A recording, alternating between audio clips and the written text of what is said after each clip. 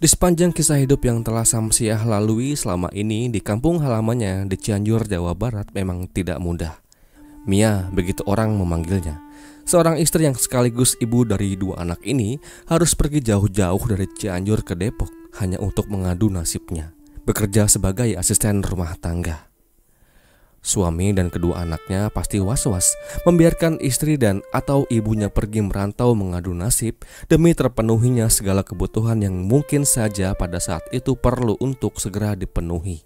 Di tahun 2017, Mia bekerja di sebuah rumah mewah yang ada di Perumahan Pesona Kayangan, Depok, Jawa Barat. Majikannya adalah seorang rektor sebuah kampus yang kebetulan berlokasi di Medan, Sumatera Utara.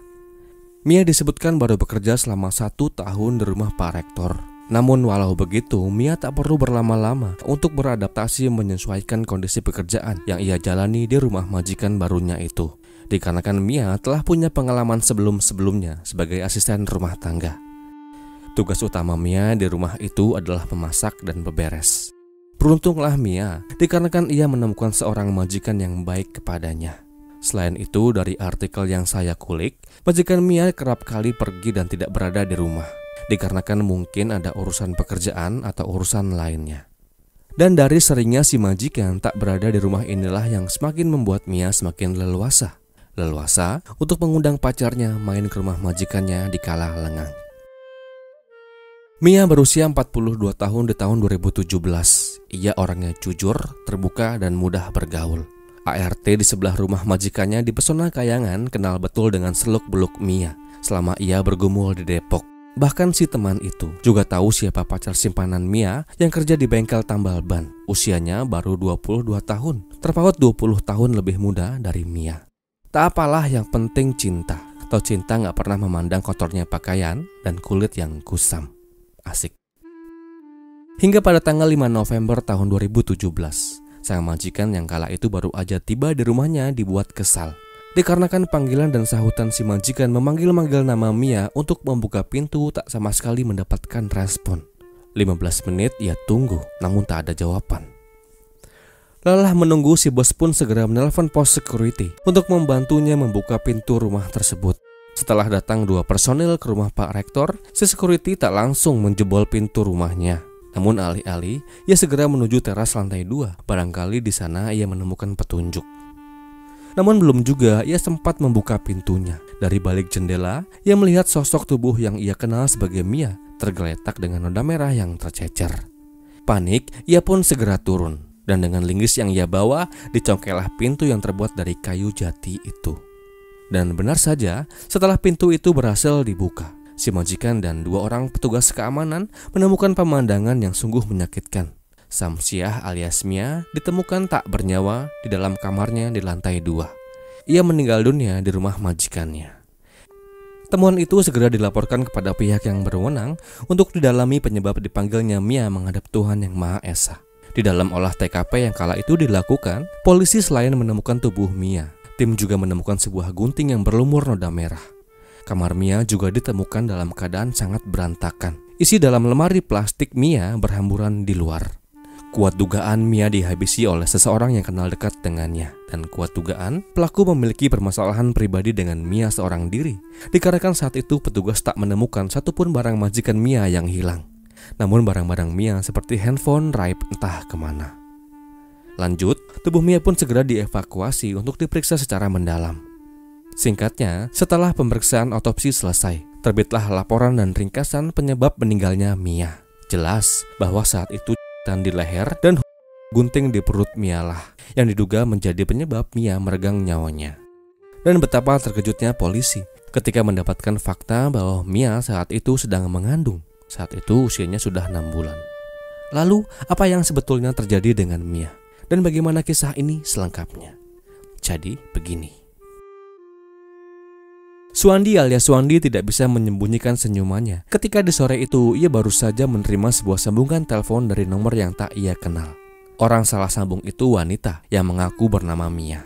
Mia juga gak sengaja menekan nomor yang salah hingga nomor itu nyasar dan diangkat oleh Wandi. Awalnya Mia mau menelpon saudaranya, namun dikarenakan salah 1 angka saja urusannya berabe. Namun alih-alih merasa risih dengan telepon yang salah sambung itu, malah Mia merasa nyaman dengan sosok yang kemudian mengaku bernama Wandi. Dari tragedi salah sambung itu, hubungan mereka pun berlanjut. Wandi suka dengan Mia, begitupun juga dengan Mia. Perempuan yang jauh-jauh datang dari Cianjur ini mengisyaratkan rasa yang sama dengan Wandi.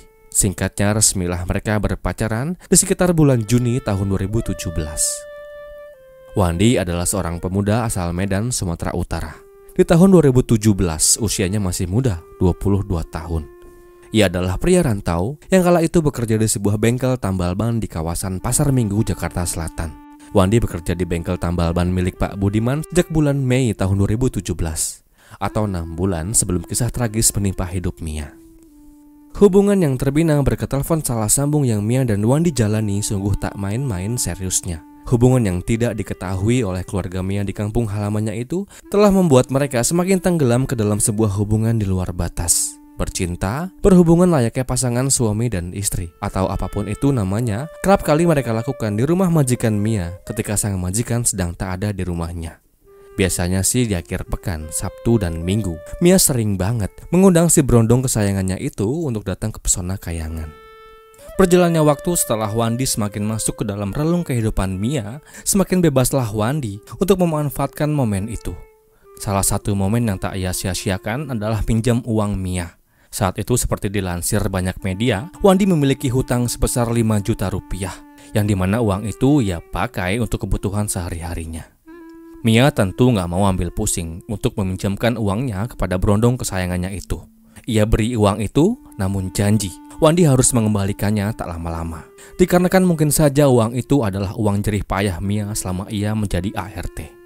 Seperti yang saya sebutkan barusan, bahwa hubungan pacaran Wandi dan Mia sudah melewati batas. Dari intensnya acara gulat yang kerap kali mereka lakukan di rumah majikannya ketika sepi, membuat Mia berbadan 2. Namun tidak saya dapatkan terkait bagaimana reaksi Wandi setelah mengetahui bahwa pacarnya itu hamil. Namun yang pasti, Mia sempat mengabari teman sesama ART yang bekerja di rumah tetangga majikannya bahwa ia sedang mengandung dari hubungannya dengan Wandi. Hari naas yang menimpa hidup Mia adalah terjadi di tanggal 5 November tahun 2017, atau kurang lebih 5 bulan semenjak mereka berpacaran. Kembali dari info yang saya kulik, tragedi ini diawali ketika di pagi itu Mia mengirim pesan singkat kepada Wandi. Isinya mengajak Wandi untuk bertemu di tempat biasa, katanya kangen. Kebetulan sang majikan sedang tak ada di rumah. Singkatnya, setelah sepakat, berangkatlah Wandi dari bengkel tambal ban di Pasar Minggu ke Depok dengan menggunakan sepeda motor Yamaha Mio milik rekannya. Lalu sesampainya Wandi di tujuan sekitar jam 7 pagi, Mia dan Wandi bertemu di pasar kaget yang diadakan di pintu gerbang perumahan. Di sana Wandi dan Mia sempat bertemu dan saling berbincang-bincang singkat. Mia berkata, "Kamu tunggu di sini, biar saya pulang dulu bawa belanja-belanja ini. Nanti kamu nyusul ya." Begitu kira-kira percakapan antara Mia dan Wandi di pasar. Dan singkatnya Mia pun berlalu pergi menuju rumah majikannya yang berjarak hanya beberapa puluh meter dari pintu gerbang. Tak lama setelah Mia sampai di rumah, Wandi pun menyusul. Di dalam rumah majikannya, mereka berdua bertindak bak pemilik rumah. Mereka bebas berkeliaran dan menggunakan apa saja yang ada di dalam rumah tersebut. Termasuk salah satunya di pagi itu, sembari nonton TV di ruang tamu, Mia membuatkan pacar berondongnya itu sarapan. Lanjut, setelah sarapan itu habis, Wandi mengajak Mia untuk pergi ke lantai 2, rumah megah itu. Di sana, tepatnya di kamar Mia, Wandi mengajak Mia untuk melakukan pertandingan gulat yang tentu ajakan itu tak ditolak oleh Mia. Dan terjadilah acara yang ditunggu-tunggu itu di dalam kamar Mia. Setelah sama-sama melampiaskan hasratnya, keduanya kembali menuju lantai 1 untuk menonton acara televisi di ruang tamu. Sementara Wandi menonton, Mia melakukan tugasnya sebagai ART. Dia cuci piring, bersih-bersih lantai, dan sebagainya. Tak lama setelah tugasnya selesai, keduanya kembali menuju kamar Mia di lantai 2. Katanya Wandi ngantuk, mau tidur sebentar. Tak terasa waktu saat itu tepat menunjukkan jam 12 siang. Dari aquanya yang dibeberkan kala itu. Saat itu Wandi segera bangun dan bergegas menuju kamar mandi. Setelah selesai membersihkan diri, Wandi kembali masuk ke dalam kamar Mia. Di dalam kamar belum juga ia mengenakan pakaian dengan lengkap. Tiba-tiba Mia yang sudah bangun juga berkata, "Saya lagi butuh uang, hutangmu tolong dibayar ya." Mendengar hal itu tiba-tiba memuncaklah emosi Wandi. Ia merasa saat itu bukanlah waktu yang pas untuk membahas masalah uang. Apalagi uangnya untuk melunasi hutang Mia belum juga terkumpul. Unek-unek itu kemudian disampaikan kepada Mia. Mendengar ucapan Wandi yang menolak untuk membayar hutangnya, Mia pun juga tersulut emosinya. Nadanya mulai meninggi. Dan terjadilah cekcok mulut antara pasangan kekasih itu di rumah majikan. Di tengah-tengah pertengkaran yang terjadi dengan sengit di siang itu, masih dalam akuan Wandi yang emosi segera mengambil pakaian miliknya yang tergeletak di atas kasur. Dan dengan pakaian itu, ia bekap wajah Mia untuk menghalangi jalur nafasnya. Mia pun tumbang ke atas kasur. Tak puas hanya membekap wajahnya dengan baju miliknya, Wandi yang emosi juga membekap leher Mia dengan sekuat tenaga. Maksudnya, ya mungkin ia hanya ingin melampiaskan emosinya. Mia yang tahu bahwa dirinya dalam bahaya tak tinggal diam. Ia coba berteriak dan berontak dengan segala tenaga yang ia miliki pada saat itu. Namun naas bagi Mia saat secara tak sengaja kakinya menendang lemari plastik miliknya. Sebuah gunting tiba-tiba jatuh dari atas lemari ke lantai kamarnya.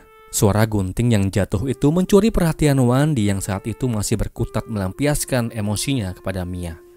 Alih-alih menyudahi perlakuan jahatnya kepada Mia, malah si berondong segera mengambil gunting yang terjatuh itu dan segera ia arahkan ke perut Mia 2 kali. Mendapatkan serangan yang menyakitkan itu, Mia tak henti untuk terus berontak. Wandi sempat kewalahan menghadapi kekasihnya itu. Namun semakin Mia berontak, semakin kuatlah jeratan dan bekapan yang Wandi lakukan kepada Mia. Mia yang tak kuasa lagi untuk melawan, akhirnya lemas dan tak berdaya. Seketika Mia pun pergi menghadap Tuhan yang Maha Kuasa bersama dengan isi dalam perutnya. Saya ucapkan duka yang mendalam.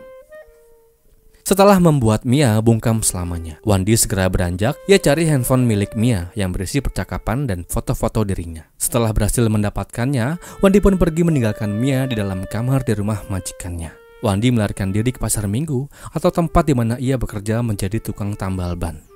Seperti yang saya ungkapkan di awal video, tubuh Mia ditemukan oleh majikannya yang dibantu oleh security untuk mendobrak pintu rumahnya. Kasus ini bisa terungkap dengan mudah oleh pihak yang berwenang tak lama setelah tim berhasil mendapatkan barang-barang bukti dan mendapatkan keterangan dari para saksi. Termasuk salah satu yang paling utama adalah temuan rekaman CCTV detik-detik ketika Mia pulang dari berbelanja dan disusul oleh Wandi.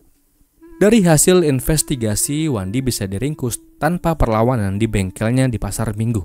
Tepat 1 hari setelah ia menghilangkan nyawa Samsiah alias Mia.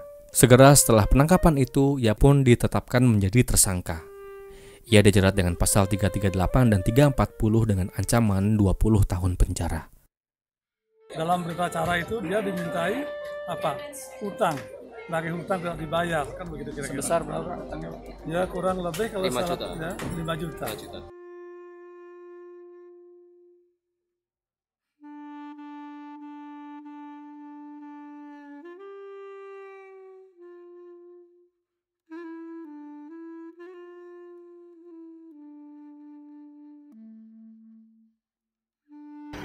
Gimana tadi perasaannya pas rekonstruksi, bro?